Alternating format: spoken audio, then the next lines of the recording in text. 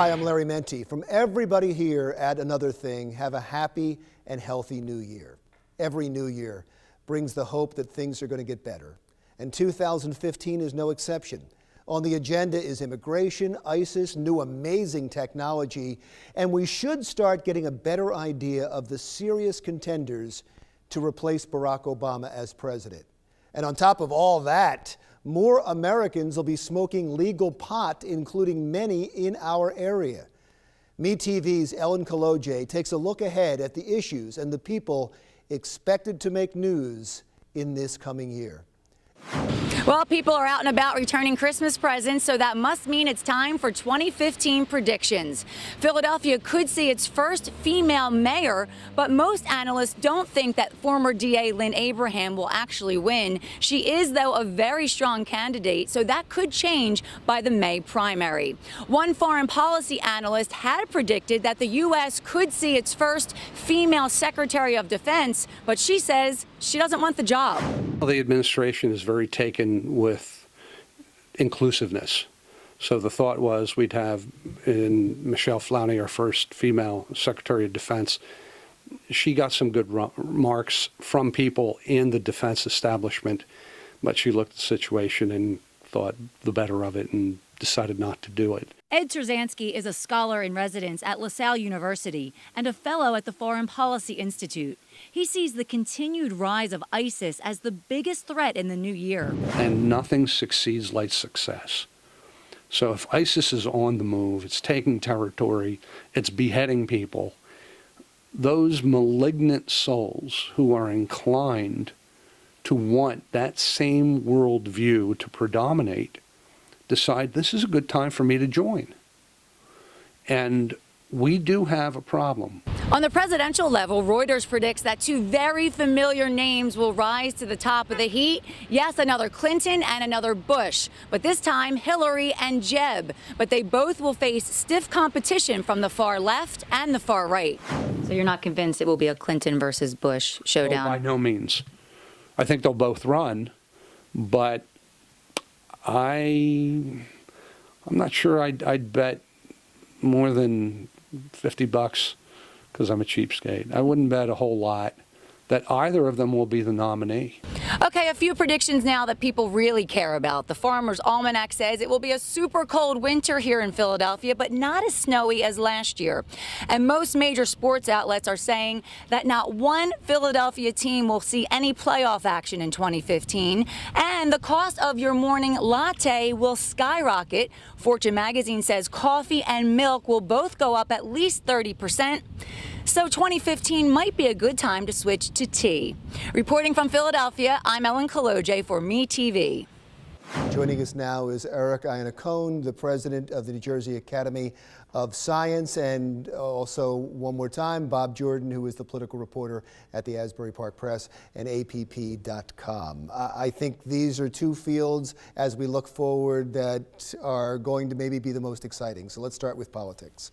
And the question everybody is asking, especially in New Jersey and in the area across the country, is Chris Christie going to run for president? Chris Christie will run for president, provided he gets through the Bridgegate minefield unscathed. He'll need the U.S. Attorney to sign off on there's no direct evidence connecting Christie to it.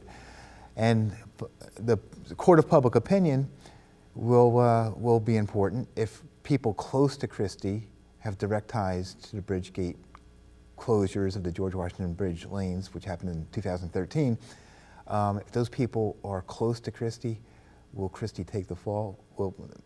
In terms of public opinion, will Christie take a hit? Right. Who else is going to run for the Republicans? Do you know? Jeb Bush? Is he going to run? Jeb Bush is somebody who, if he runs, is trouble for Chris Christie. He's an establishment Republican.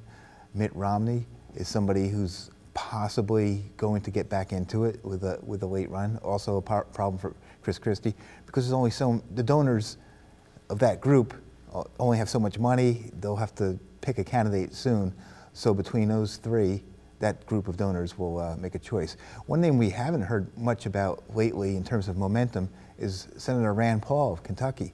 He was an early front runner months ago, My feeling with him is the establishment Republicans don't like him and they're going to get rid of him. Somehow they're going to minimalize him and push him to the side because although he's exciting for some people, I don't think he's going to be able to get the nomination. Like father, like son. Same thing happened to the his same dad. thing. It's exactly the same thing, especially they don't like where he stands on defense. I'm going to come back to you in a second to talk about Hillary Clinton, but I want to get to the science part and what we were talking about just a moment ago, because I think it's pretty exciting.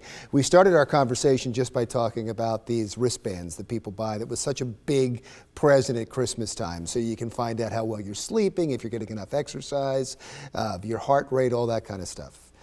You're saying Google's going to take that and put it on steroids.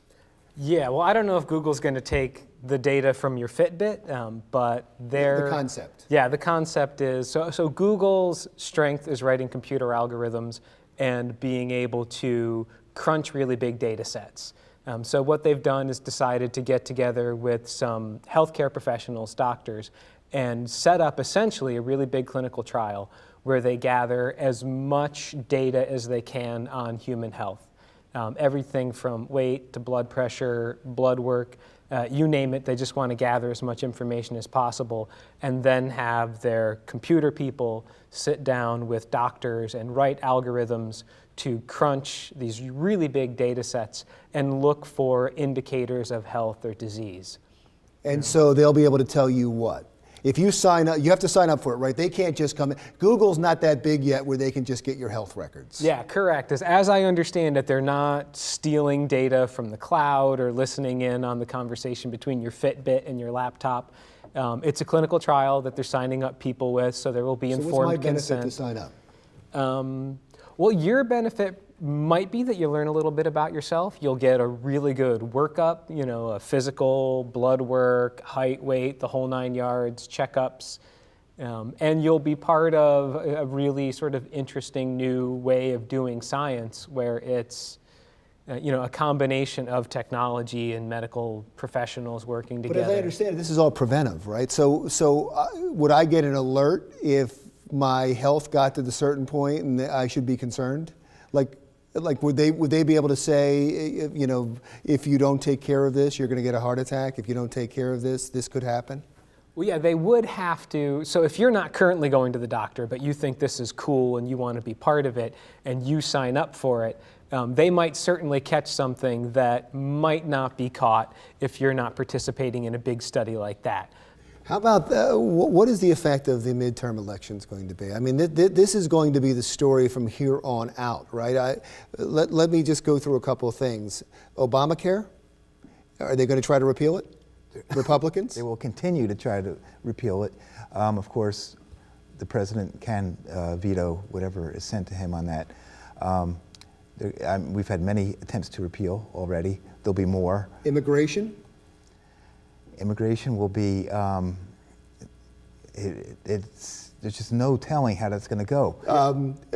So I think they're the two big ones. Do you think there's going to be investigations? They're not going to, the Republicans, are they going to bring up Benghazi again? Are they going to bring up the NSA? Are they going to bring up the IRS? Are they going to get into all those investigations? They have to be the responsible party now. Usually a minority party will, you know, try to take control of the conversation.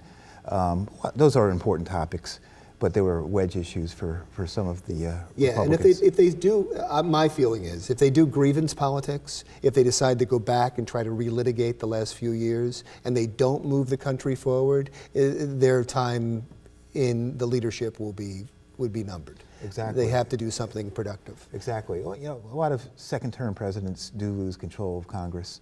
Obama's not the first. Obama did tell everybody he'd be different. Oprah Winfrey told us he'd be different, but he did go ahead and lose control of, his party lost control of Congress. But it's on, it always shifts. The party in control, the Republicans, they have to produce. Eric, this leads to you, and I was bringing this up for a reason, because a lot of people talk about scientific research and medical research and how it is affected by who's in office. There is a feeling out there that as the Republicans take over, they will cut funding to scientific research. They might cut funding to the National Health Institute. Do you believe that's true, and what would the effects of that be? I don't want to weigh in too heavily on whether or not I think they're going to do that. I mean, most likely because They're very hawkish on the budget. They are going to look for places within the NIH or the NSF to cut funding. That's probably not a big surprise. And Let me funding, rephrase the question okay. then. The cutting in funding, how would that negatively affect research in this country, or would that necessarily be picked up by private endeavors? I mean, I think it's going to have a negative effect. How big the effect is going to be is hard to tell. But one of the reasons why governments fund research is that a lot of the research that goes on at the basic research level at institutions like universities and colleges is baseline research that isn't necessarily going to lead to a treatment or a cure or something that a company can make money off of. So when you take money out of the publicly funded science, the private sector doesn't necessarily always pick up on that. Case in point that we were talking about before, vaccines. Companies don't make a lot of money off of vaccines because you get one shot and then So you're you done. depend on the government for that. So yeah, there are certain things that if it's low reward research where you're just getting baseline information about how things works, which you may or may not use as part of the information towards developing a treatment or a drug, then tech companies or pharmaceutical companies are hesitant to put that kind of put money into that kind of research that doesn't have a direct payoff. We're going to end it with your astonishing scientific thing that's going to happen in 2015. You're on. I would say I'm going to do two things. I'm going to hit on the big three that people should expect to see stuff coming out of. So there's always treatments in the works in stem cells. So look for new stem cell therapies or at least clinical trials. Gene therapy they're still working on, and the new brain initiative. Okay. So these are all sort of ongoing fields of research. Is that three or is that one? That's one. Because I'm being wrapped up furiously. You got Those to get are the the other two big quickly. three. And then the other one is your microbiome. These are the bugs, the bacteria that live in and around you. And that's going to be an ever-increasing story in terms of how that affects our health and well-being. And you have one more? One last one? No, that was it. That was it? Oh, that was three? Yeah. Okay. Because I am a layperson. I don't follow anything you're talking about, but I know it is extremely important. Thank you so much for joining us. Thanks, Larry. We are also going to talk about entertainment in the next segment, but in the meantime, I want to thank Iannacone, the president of the Academy of Science, and also Bob Jordan, political reporter for the Asbury Park Press. When we come back, we'll make some predictions about the year in entertainment.